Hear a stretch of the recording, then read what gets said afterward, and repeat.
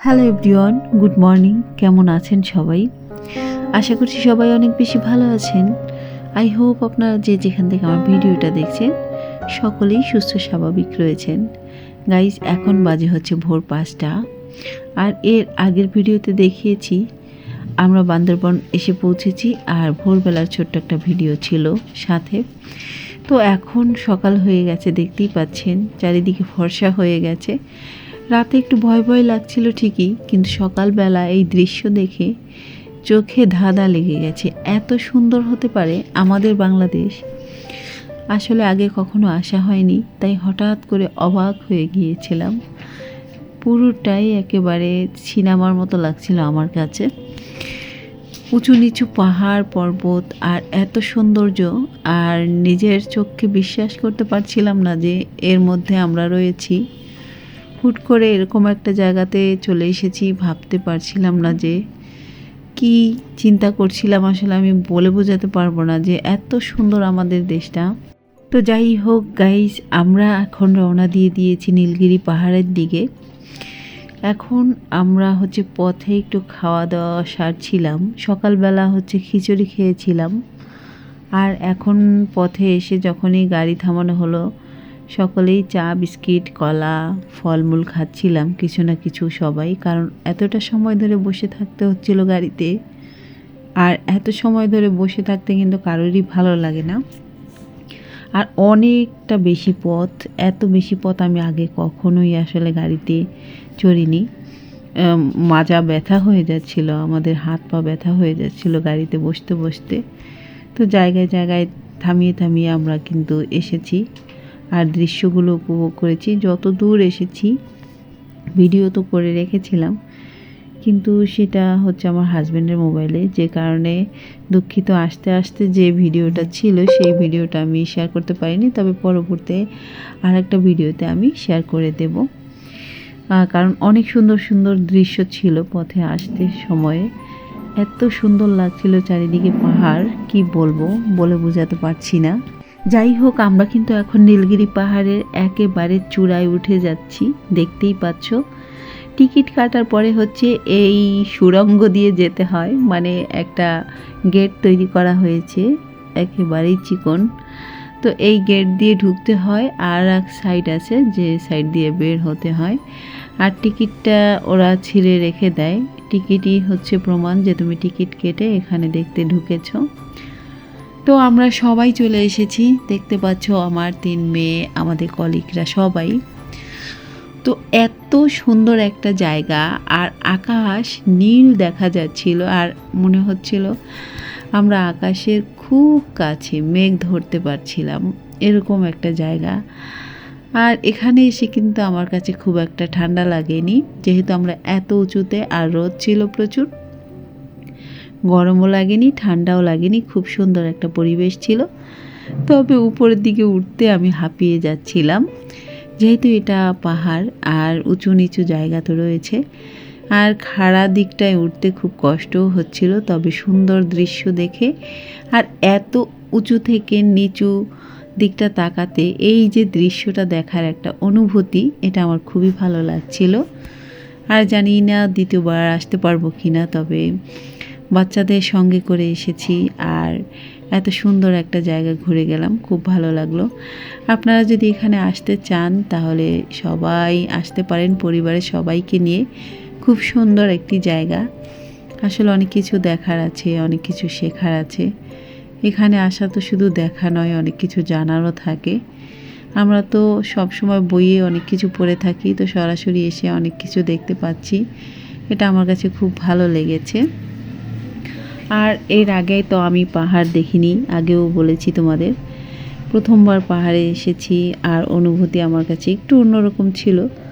উপরে এসে এত বেশি ভালো লাগছিল, আর প্রচুর লোক ছিল, যেহেতু এখন একটা ছুটির সময় চলছে, স্কুল ছুটি, পরীক্ষা শেষ, বাচ্চারা সবাই ফ্রি। তো সব বাবা মাই কিন্তু চায় বাচ্চাদের একটু ঘুরিয়ে নিয়ে আসি সুন্দর জায়গা থেকে। তো আমাদের দেশের মধ্যে এটা খুব সুন্দর একটা জায়গা, আমি মনে করি এসব জায়গায় আসলে বাচ্চাদের ভালো লাগবে। আর এখানে মোটামুটি সেফটি আছে, খুব সুন্দরভাবেই কিন্তু পরিবেশটাকে ধরে রাখা হয়েছে। তো দেখো চারিদিকটা শুধু পাহাড় আর পাহাড়। আমরা তো ঘুরেই চলেছিলাম, এদিক সেদিক করছিলাম, এখানে যাচ্ছিলাম, ছবি তুলছিলাম, ভিডিও করছিলাম বিভিন্নভাবে, বিভিন্ন অ্যাঙ্গেল থেকে।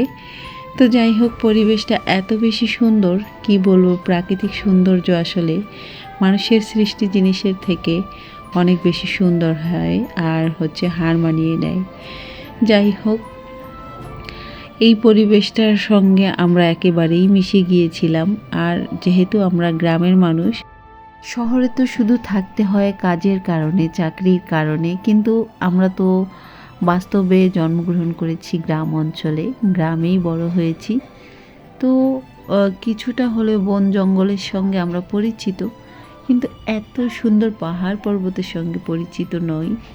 আসলে এর ব্যাখ্যা আমি দিতে পারছি না সুন্দর করে ব্যাখ্যা দেওয়ার মতো ভাষা আমার নেই, এতটাই সৌন্দর্য এখানে রয়েছে।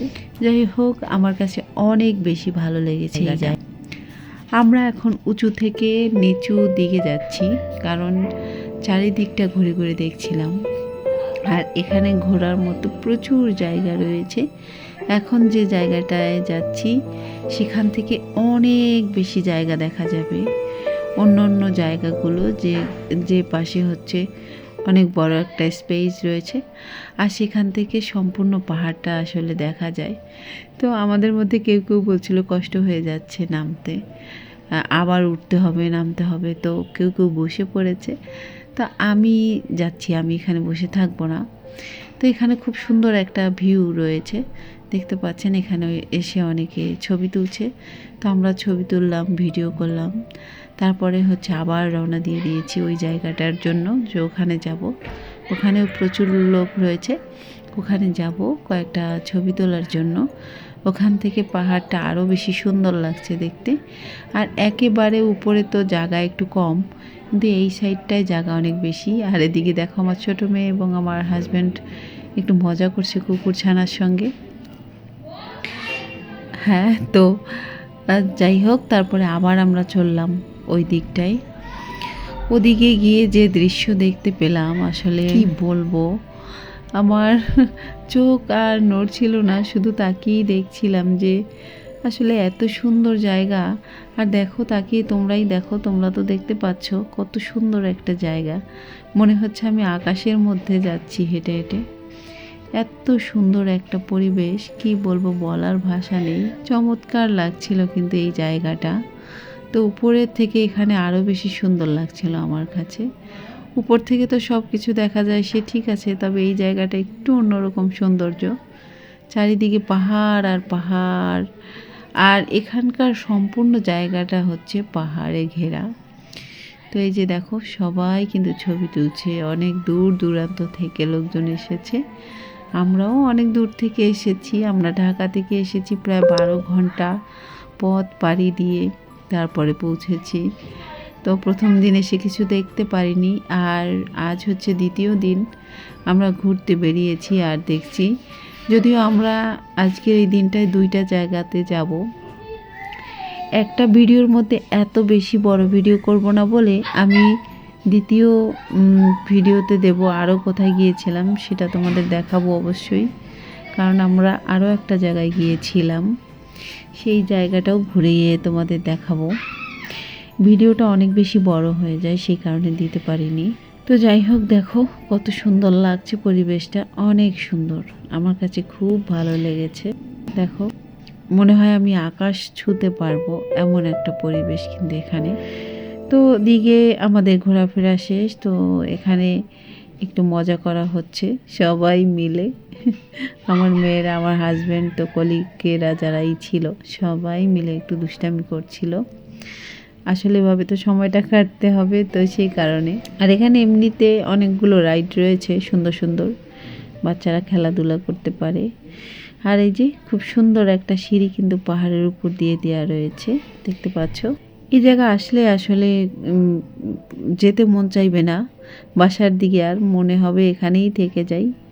তবে দেখার সৌন্দর্য, থাকার জন্য নয়। তো আমরা এখানে এসে আবার ছবি টবি তুলছিলাম। এখানে একটা ম্যাপ রয়েছে, তো এখানে ছবি তুলেই আমরা রওনা দিয়ে দিয়েছি এখন। আমরা এখান থেকে বিদায় নেব গাইস। আজকের ভিডিওটা আর বড় করছি না। আজকের ভিডিও যদি আরও বড় করি তাহলে আরও বেশ বড় হয়ে যাবে আর দেখতেও বেশি ভালো লাগবে না। তো এই যে দেখো এখন আমরা নামবো, এটা হচ্ছে নামার পথ। আমাদের লোকজন নেমে গেছে, ওই যে দেখতে পাচ্ছ দিদি। তো গাইস, যদি আমার আজকের ভিডিওটা তোমাদের কাছে ভালো লাগে, জোর করে বলছি না কাউকে, যদি ভালো লাগে তাহলে অবশ্যই আমার চ্যানেলে একটা লাইক দিয়ে দিও আর ছোট্ট একটা কমেন্ট করে যেও। যদি বন্ধু ভাবতে পারো তাহলে আপন করে নিতে পারো। আশা করি একটা সময় আমিও তোমাদের কাছাকাছি চলে আসব, ভালোবাসা দিয়ে যাব। তোমরা ভালো থাকবে, সুস্থ থাকবে, সকলের জন্য শুভকামনা রইল। বাসায় যা কিছু করা হবে, রান্না বান্না কাজ বাজ সব কিছু শেয়ার করব এই ভিডিওর মাধ্যমে। পরবর্তী আর একটা ভিডিওর অপেক্ষা করবে। আমি খুব সুন্দর আর একটা ভিডিও তোমাদের মাঝে হাজির করার চেষ্টা করব। যদিও আমার হচ্ছে এটা ফ্যামিলি ব্লগ, বাস সব কিছু শেয়ার করব এই ভিডিওর মাধ্যমে। আর ঘুরলাম তাই তোমাদের সাথে শেয়ার করলাম, সবটাই যেহেতু শেয়ার করব এটা কেন বাদ দিয়ে দেবো। যাই হোক, পরবর্তী ভিডিও অপেক্ষা করবে। Tata, bye bye.